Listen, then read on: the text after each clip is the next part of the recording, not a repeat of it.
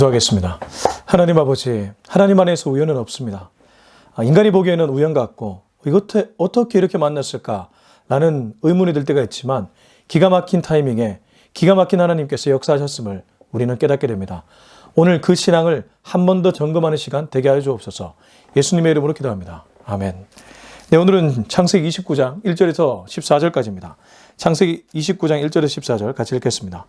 야곱이 길을 떠나 동방사람의 땅에 이르러 본즉 들에 우물이 있고 그 곁에 양 세 떼가 누워 있으니 이는 목자들이 그 우물에서 양 떼에게 물을 먹임이라. 큰 돌로 우물 아기를 덮었다가 모든 떼가 모이면 그들이 우물 아기에서 돌을 옮기고 그 양 떼에게 물을 먹이고는 우물 아기 그 자리에 다시 그 돌을 덮더라. 야곱이 그들에게 이르되 내 형제여 어디서 왔느냐? 그들이 이르되 하란에서 왔노라. 야곱이 그들에게 이르되 너희가 나홀의 손자 라반을 아느냐? 그들이 이르되 아노라. 야곱이 그들에게 이르되 그가 평안하냐? 이르되 평안하니라. 그의 딸 라헬이 지금 양을 몰고 온느니라. 야곱이 이르되 해가 아직 높은즉 가축 모을 때가 아니니 양에게 물을 먹이고 가서 풀을 뜯게 하라. 그들이 이르되 우리가 그리하지 못하겠노라. 때가 다 모이고 목자들이 우물 아기에서 돌을 옮겨야 우리가 양에게 물을 먹이느니라. 야곱이 그들과 말하는 동안에 라헬이 그의 아버지의 양과 함께 오니 그가 그의 양들을 치고 있었기 때문이더라. 야곱이 그의 외삼촌 라반의 딸 라헬과 그의 외삼촌의 양을 보고 나아가 우물 아기에서 돌을 옮기고 외삼촌 라반의 양떼에게 물을 먹이고 그가 라헬에게 입맞추고 소리내어 울며 그에게 자기가 그의 아버지의 생질이요 리브가의 아들됨을 말하였더니 라헬이 달려가서 그 아버지에게 알리며 라반이 그의 생질 야곱의 소식을 듣고 달려와서 그를 영접하여 안고 입맞추며 자기 집으로 인도하여 드리니 야곱이 자기의 모든 일을 라반에게 말하며 라반이 이르되 너는 참으로 내 혈육이로다 하였더라. 야곱이 한 달을 그와 함께 거주하였더니. 아멘. 네, 오늘은 창세기 29장 1절에서 14절까지의 말씀입니다. 오늘은 몇 가지의 만남에 대한 얘기를 하고 있습니다. 야곱은 형 에서의 살인적 그런 추격을 피해서 도망자 신세로 전락하게 되었습니다. 물론 겉으로 보면 결혼할 아내를 얻기 위한 여행길이었지만 엄마 리브가가 보낸 여행길이었지만 밑으로 들여다보면 그 속을 들여다보면 사실 불안하고 두려움의 연속이었습니다. 그리고 외롭고 고단한 여정이었죠. 누가 있었습니까? 부모를 떠났습니다. 고향을 떠났습니다. 지금 그에게 있는 것은 외로움과 고단함, 그리고 언제 들이닥칠지 모르는 형의 추격, 이런 것들 때문에 그는 참 힘들었죠. 그러나 하나님은 그에게 약속했습니다. 베델에서 내가 너와 함께 할 것이다. 나는 너의 아브라함의 하나님, 이삭의 하나님 뿐만 아니라 너의 하나님이다. 얼마나 감사했겠습니까? 그러나 그의 마음에는 여전히 불안의 씨앗이 있었을 것입니다. 우리들과 똑같습니다. 여러분, 우리가 신앙생활을 하면서 교회 나와 예배 드릴 때 주님 만납니다. 말씀을 통해 주님의 은혜를 경험합니다. 그때 잠깐 우리는 그래, 나와 함께 하시는구나. 하나님이 나와 함께 하시는구나. 그러나 뒤돌아서서 삶의 현장에 들어가면 각박한 삶의 현실 앞에 주님을 놓쳐버릴 때가 많이 있습니다. 그런 우리들에게 오늘 29장 1절에서 14절은 중요한 몇 가지의 메시지를 주고 있습니다. 우선 1절입니다. 야곱이 길을 떠나 동방사람의 땅에 이르러. 자, 야곱이 다시 한번 길을 떠납니다. 이 베델에서 특별한 경험을 하고 다시 길을 떠나는데 1절에서 이렇게 표현하네요. 야곱이 길을 떠나 동방사람의 땅에 이르러. 이 동방사람은 욥기를 떠올리게 만듭니다. 동방의 의인이었죠. 이 동방사람이 고대 근동에서는 아람 사람을 가리키지 않았을까, 그렇게도 얘기합니다. 어찌됐든 야곱은 동쪽으로 갔던 것 같고 그 동쪽 땅에 이르렀습니다. 본즉 들에 우물이 있고 그 곁에 양 세 떼가 누워있으니 이는 목자들이 그 우물에서 양 떼에게 물을 먹임이라. 큰 돌로 우물 아기를 덮었다가. 사실 2절의 본즉과 앞에 나왔던 28장 몇 절이죠? 8절의 에서가 또 본즉이 좀 다릅니다.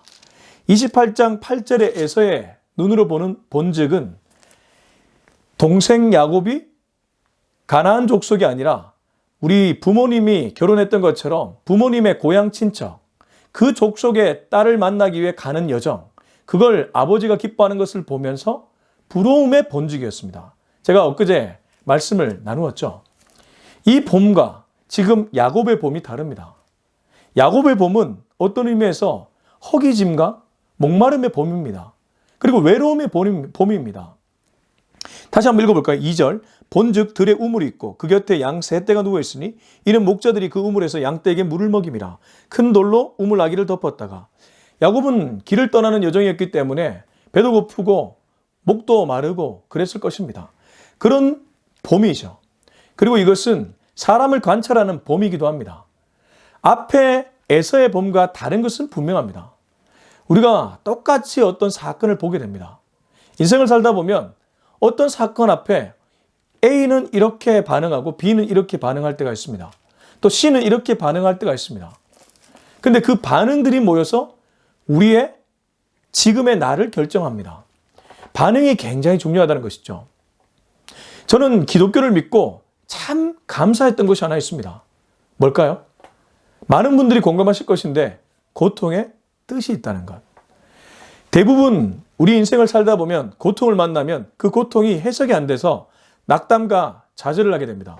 그리고 어릴 때 부모님을 잘못 만나 부모님이 술주정뱅이, 도박꾼, 부모가 싸우고 이러한 역기능적인 가정을 만나면 잘못 해석하면 내게 주어진 환경이나 사건을 잘못 해석하면 똑같이 그 길을 걸어가게 됩니다. 근데 기독교인은 어떻습니까? 거기에 하나님이 뜻이 있다고 얘기합니다. 실제로 그러합니다. 이 눈이 뜨이면 세상을 보는 눈이 바뀌어지죠. 세상을 눈이 바뀌어지니까 인생 해석이 달라지고 지금의 내가 다르게 보여지게 됩니다. 아직까지 야곱의 눈이 그 눈이라고 말하기는 어렵지만 적어도 에서의 눈과는 다릅니다. 아무튼 그는 보았습니다. 봤더니 우물이 있고 그 우물 곁에는 양 3떼가 누워 있습니다. 수많은 양떼가 있었다는 것이죠. 목자들이 우물에서 양떼에게 물을 먹이기 위해 있었던 것이죠. 근데 큰 돌로 우물 아기를 막아놨다고 합니다. 고대 근동에서는 이 우물이 중요했는데 식수이자 동물의 물이기도 했기 때문에 물이 굉장히 중요했는데 이 물을 큰 돌로 막아놨다는 것은 함부로 그 물을 떠가거나 또 물이 오염되거나 또 물이 증발하거나 뭐 이런 여러 가지 이유 때문에 막아놨다고 합니다. 근데 이 큰 돌이라는 게 두세 사람의 장정이 들어도 잘 들리지 않을 정도의 돌이었다고 합니다. 아무튼 우물 아기를 막아놨죠. 3절 모든 떼가 모이면 그들이 우물 아기에서 돌을 옮기고 그 양떼에게 물을 먹이고는 우물 아기 그 자리에 다시 그 돌을 덮더라. 아마 이 당시에 이 동방 사람들의 문화 관습이 모든 양떼가 모였을 때에 우물 아기에 돌을 이윽고 옮기고 그 양떼들로 하여금 먹도록 했다는 것이죠. 지금은 아직 덜 모였다는 것이죠. 4절 야곱이 그들에게 이르되 내 형제 어디서 왔느냐? 그들이 이르되 하란에서 왔노라. 야곱은 지금 물도 중요하지만 이 사람들이 중요했습니다. 그래서 그들에게 다가가서 묻죠. 내 형제요? 어디서 왔느냐? 뭐 당시에 사람을 부를 때 brother, 우리가 왜 저기요 이렇게 얘기하듯이 형제요 어디서 왔느냐 이렇게 얘기했던 것 같습니다. 그리고 그는 자기의 고향 땅으로 가지 않았습니까? 부모의 고향 땅으로 가지 않았습니까? 자연스럽게 내 형제라고 얘기했을 겁니다. 어디서 왔느냐? 그들이 이르되 하란에서 왔노라. 하란? 우리 할아버지의 고향 같은데? 그러면서 궁금해하게 됩니다. 5절 야곱이 그들에게 이르되 너희가 나홀의 손자 라반을 아느냐? 그들이 이르되 아노라. 하필이면 그 우물가에서 여러 사람들이 왔는데 목자들이 왔는데 그들에게 내 형제 어디서 왔느냐? 그들이 하란에서 특별히 나홀의 손자 라반을 아는 무리들이 왔습니다. 이게 참 신기할 노릇이죠. 지금 야곱은 외삼촌 라반의 집에 가기 위한 여정이었습니다. 그래서 어느 장소에 가서 우물 곁에 잠깐 머물고 있었는데 거기에 왔던 목자들에게 혹시 이 사람을 아느냐고 물었는데 안다는 것. 여러분 특별하지 않습니까? 모를 수도 있고 전혀 낯선 사람이 그곳에 있을 수도 있는데 지금 야곱은 그들에게 물었을 때 정확하게 라반을 아는 무리들을 만나게 된 것입니다. 이런 게 하나님의 섭리죠. 가끔 우리의 인생을 뒤돌아보면 어떻습니까? 기가 막힌 타이밍에 하나님이 기가 막히게 그 사람을 만나게 해서 지금의 나를 빚어 오셨구나 라는 생각이 들 때가 있지 않습니까? 그렇습니다. 그래서 저는 제 지론 중에 하나가 스쳐가는 인연도 소중하게 생각하자. 왜 그렇습니까? 하나님이 그 사람을 지금 내게 보여주셨고 만나게 해주셨기 때문입니다. 그 인연을 잘 가꿔갈 책임이 있다는 것이죠. 여러분 혹시 지금 누구를 만나고 있습니까? 지금 여러분의 가까이에 누가 있습니까? 그 사람이 중요합니다. 그 사람들과 좋은 관계를 만들기 위해 애쓰시기 바랍니다. 하나님이 보낸 사람일 가능성이 매우 높습니다. 지금 야곱이 만나는 목자들 사실 이름이 나오지 않습니다. 그러나 이름이 나오지 않는다고 하더라도 야곱의 인생에 있어 라반을 만나러 가는 여정 중에 굉장히 중요한 역할을 하는 인물들이죠. 아무튼 그들이 안다고 얘기했고 6절 야곱이 그들에게 이르되 그가 평안하냐 이르되 평안하니라 그의 딸 라헬이 지금 양을 몰고 오느니라. 자, 6절이 오늘 말씀에서 중요한 구절 중에 하나입니다. 한 번 더 읽어보겠습니다. 야곱이 그들에게 이르되 그가 평안하냐 이르되 평안하니라 그의 딸 라헬이 지금 양을 몰고 오느니라. 야곱이 라반의 평안을 묻고 있습니다. 라반의 가정에 평안함이 있는지를 묻고 있습니다. 그러나 실상 이 질문은 누구를 향한 질문일까요? 자기를 향한 질문입니다. 야곱은 지금 육적인 상태가 평안과 거리가 멉니다. 정말 그러하죠. 형 장자의 축복 명분 가로챘습니다. 그래서 형이 살기 어린 눈을 띄고 동생을 죽이려고 달려들었습니다. 다행히 엄마의 기지로 결혼이라는 명분을 통해 떠났습니다. 그러나 마음속에는 늘 불안함이 있는 것이죠. 그리고 부모를 떠났습니다. 외롭습니다. 불안함이 있는 것이죠. 근데 지금 그러한 야곱이 라반이 평안하냐고 묻는 것은 과연 내가 실만한 곳인지를 묻는 것이죠. 라반의 가정이 평안해야지 내가 그곳에 가서 다시 한번 심을 누릴 수 있지 않겠습니까? 그걸 묻고 있는 것입니다. 그때 돌아온 대답은 이르되 평안하니라. 그 말은 라반의 가정이 어느 정도 강성하고 평안하다는 것을 다른 목자들도 알 정도였다는 것이죠. 아마 야곱은 희망 어린 그런 생각을 하게 됐을 것입니다. 그의 딸 라헬이 지금 양을 몰고 오느니라. 드디어 라헬이 등장합니다. 야곱의 두 아내 중에 한 명인 라헬이 등장하게 되는 것이죠. 라헬이 하필이면 우물가로 오고 있습니다. 앞에 누가 우물가에서 자기 아내를 만났습니까? 이삭이죠. 물론 이삭이 본인이 직접 우물가에서 만나지는 않았지만 아브라함의 종이었던 엘리에셀이 우물가에서 물을 기르러 오던 리브가를 만났죠. 그리고 리브가가 나중에 이삭의 아내가 되게 되죠. 하나님은 우물가에서 역사를 떠내려갈 때가 정말 많이 있습니다. 나중에 모세도 미디안 강야에서 우물가에서 십보라를 만나게 됩니다. 그의 아내 십보라를 만나게 된다는 것이죠. 그리고 우리 예수님이 어떻습니까? 사마리아 수가성 여인이 낮 정오에 물 기르러 왔다가 물 달라는 예수님을 만나게 되는데 이 예수님이야말로 진정한 자기의 남편이었죠. 예수님이 육적인 남편이라는 뜻이 아닙니다.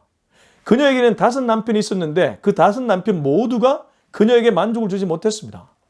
여러분, 첫 번째 결혼하고 실패해서 이혼하고 두 번째 결혼, 두 번째 결혼에 또 실패하고 세 번째 결혼. 우리 주변에 그런 사람들 간혹 있습니다. 요즘은 이혼이라는 게 좀 일상 다반사가 돼버리는 것 같은 느낌도 있습니다. 제가 지금 이혼을 권유하거나 이혼한 사이가 좋다고 얘기하는 것이 아닙니다. 중요한 건 무엇입니까? 아무리 우리가 다시 결혼해도 또 단점은 보입니다. 첫 번째 남편도 자기에게 만족을 주지 못했고 두 번째 남편도 만족을 주지 못했습니다. 거꾸로 말하면 본인도 그 남편들에게 만족을 주지 못했다는 것이죠. 처음부터 끝까지 하나님 없는 가정, 하나님 없는 부부생활, 만족이 없다는 것을 얘기하고 있는 것입니다. 그래서 예수님은 사마리아 수가성 여인의 허기짐, 공허함을 알아채시고 진짜 남편이 누구인지를 알려주신 것이죠. 눈앞에 있는 예수님이 그녀의 진짜 남편이었습니다. 혹시 남편 때문에 목마르신 분이 있습니까? 허기진 분이 있습니까? 예수님과 진한 연애에 들어가시기 바랍니다. 여러분, 사람이 채워줄 수 있는 것 언제나 한계가 있습니다. 여러분의 남편이 아무리 여러분을 사랑해도 무언가 모를 외로움이 있습니다. 그 외로움의 영역을 사람에게 찾지 마시고 하나님의 말씀에서 찾으시고 예수님의 사랑에서 찾으시기 바랍니다. 거기서부터 채워질 수 있고 그 체험은 영원한 체험입니다. 성경은 그 얘기를 하고 있습니다. 아무튼 지금 역사가 우물가에서 일어나고 있습니다. 라반이 아니죠. 라반의 딸 라헬이 양 몰고 우물가로 오고 있습니다. 7절 야곱이 이르되 해가 아직 높은 즉 가축 모일 때가 아니니 양에게 물을 먹이고 가서 풀을 뜯게 하라. 야곱은 또 이 번뜩이 있는 지혜가 있었던 인물 아닙니까? 처세에 능했고 어떤 의미에서 약간 얍삽한 인물이었는데 그는 해가 중천에 높이 떠 있으니까 가축이 지금은 너무 햇볕이 때학볕이라서 모일 때가 아니니 양에게 물을 먹이고 풀을 뜯게 하라. 자기 나름의 생각을 얘기해 주면서 그렇게 목양하는 방법을 알려줬습니다. 달리 말하면 이 라반의 딸 라헬과 좀 얘기하고 싶은 그런 시간과 환경을 만들고 싶었다는 것이죠. 8절 그들이 이르되 우리가 그리하지 못하겠노라. 때가 다 모이고 목자들이 우물아기에 우물 아기에서 돌을 옮겨야 우리가 양에게 물을 먹이느라. 근데 그 당시 목자들이 반대합니다. 이유는 관례관습과 다르다는 것이죠. 야곱의 문화와 동방사람 목자들의 문화가 부딪히고 있습니다. 그렇죠. 야곱은 이게 맞다고 생각했는데 목자들은 그게 아니라고 얘기하죠. 우리가 어떤 일을 행할 때 가끔 이런 일들이 있습니다. 내 생각, 내 계획 중요합니다. 야곱의 생각, 야곱의 계획 중요합니다. 그러나 상대의 생각, 상대의 계획도 중요하죠. 비본질에서는 우리가 너무 우길 필요가 없습니다. 동방 사람의 문화가 있고 야곱이 살았던 문화가 있습니다. 크게 보면 고대 근동 팔레스타인의 문화로 들어가겠지만 그 안에서도 서로 다르다는 것이죠. 그러고 보면 한국 땅도 그렇습니다. 경상도와 전라도가 다릅니다.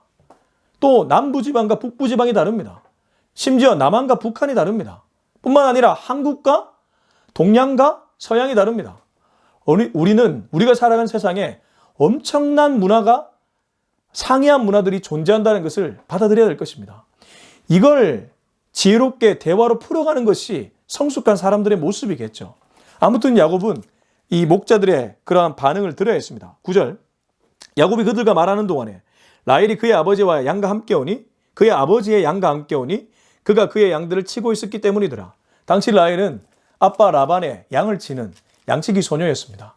그래서 양들에게 물 먹이려고 다른 목자들과 마찬가지로 그 우물가로 왔던 것이죠. 10절 야곱이 그의 외삼촌 라반의 딸 라헬과 그의 외삼촌의 양을 보고 나아가 우물 악에서 돌을 옮기고 외삼촌 라반의 양떼에게 물을 먹이고 그가 라헬에게 입맞추고 소리내어 울며.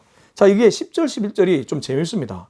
왜 재밌냐 하면 야곱이 라헬과 또 양을 보고 나아갔습니다.